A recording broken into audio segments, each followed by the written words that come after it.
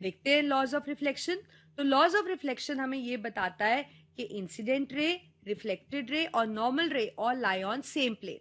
ये अभी हमने बात भी करी। सपोज ये रे आपके पास फॉल कर रही है, ये पॉइंट ऑफ इंसिडेंस हो गया, ये रिफ्लेक्टेड हो गई, ये आपके पास नॉर्मल रे हो गई। तो ये तीनों रेज जो है they lie on the same plane.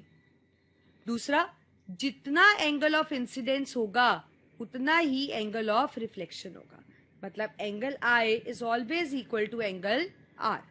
यही आपको फिगर में दिया है। देखिए ये इंसिडेंट रे है, ये रिफ्लेक्टेड है, ये नॉर्मल है, ये एंगल ऑफ इंसिडेंस है, ये एंगल ऑफ रिफ्लेक्शन है। ठीक है, और अब एक ये फैक्ट है जिसको याद रखना है कि एंगल आई हमेशा एंगल आर के इक्वल होगा। अगर एंगल आई सपोज 30 डिग्री है तो एंगल आर भी 30 होगा।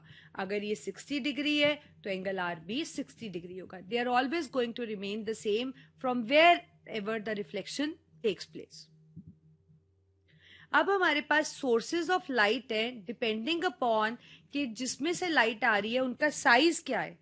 ठीक है, तो हमारे पास एक ऑब्जेक्ट है पॉइंट सोर्स, एक हमारे पास है फाइनाइट सोर्स। पॉइंट सोर्स वो होते हैं जिनका साइज बहुत ही छोटा होता है। इनको जब आप कभी भी रिप्रेजेंट करोगे फिजिक्स में, we are going to represent it with small dot.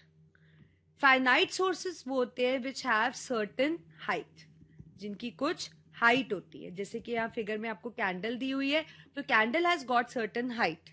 तो जो कैंडल है वो एक फाइनाइट सोर्स है। तो यही डेफिनेशन है हमारे पास। पॉइंट सोर्सेज वो होते हैं जिनका size is too small, they are represented by just making the dot.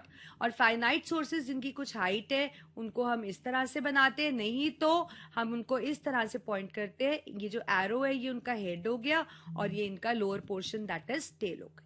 तो इसी तरह से आपको फाइनाइट सोर्सेज को अपने रे डायग्राम जो भी हम आगे करेंगे उसके अंदर आपको इसको यूज करना है।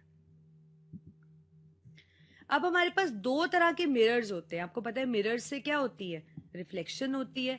ठीक है, तो दो तरह के मिरर्स है हमारे पास, one is plane mirror, other is spherical mirror. Plane mirror वो होता है जिसका रिफ्लेक्टिंग सरफेस प्लेन होता है, जैसे कि ये हमारे पास प्लेन मिरर है। रे डायग्राम में जब हम बनाएंगे तो हम एक बड़ी सी लाइन बनाएंगे और उस पर छोटी छोटी ओब्लिक लाइंस बनाएंगे। तो प्लेन मिरर को हम इस तरह से डिनोट करते हैं फिजिक्स के अंदर।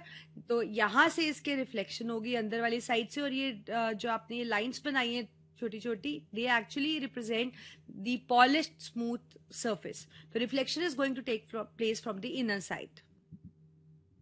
अब ऐसे ही हमारे